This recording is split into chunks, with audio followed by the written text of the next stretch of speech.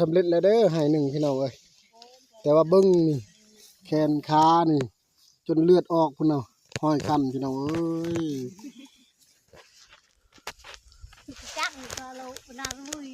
เบิ้งนี่เขาเก่าจนว่าเต็มเบิดกระโตแล้วมันคัน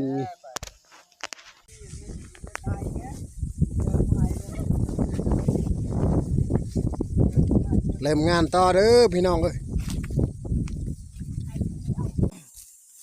พี่อาเชงเนี่ยเงี้ยเองเนี่ยโดนกว่าแล้วเงี้ยขนาดใหญ่เลยก่อน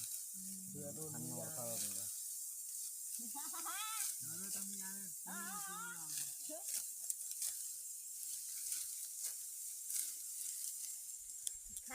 ตำมะคุ้งนี่ยังซ่องซ้ำให้กันแล้วเกี่ยวเข้าซอยหัวนาเฮานี่หัวนาใหญ่มาพอได้วันนี้เด้อเบิ่งทรงผมก็โอ้ยไปละคนละเรื่องแล้วนี่เฮ็ดเวียกมาบ่ไหวพี่น้องเอ้ยห้อยคันหักไข่แน่เด้นี่ปลาสีแบบคึมๆนะบ่ได้แดดนะคันแดดนี่โอ้ยยันปุบไผ่ปุบมันละ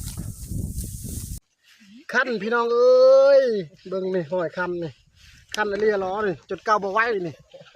เบิ่งนี่ทายปนลวกนี่เดี๋ยวโอ้ยเริ่มเรื่องเบิ่งนี่จนบาดนี่เก่าบ่ไหวแล้วนี่คันละเลียล้อนี่ใส่ยาแล้วนี่ยาสมุนไพรนี่ยาเห็นบ่เบิ่งเด้อบ่เฮ็ดเอาได้นี่ได้ห้อยคันพี่น้องเอ้ยอ๋อเป็ดยุงเกี่ยวข้าวยุงนี่มาเด้อนี่ไอ้น้องเฮาเป็นจังได๋ม่วนอยู่บ่เกี่ยวข้าวยุงปีนี้นะ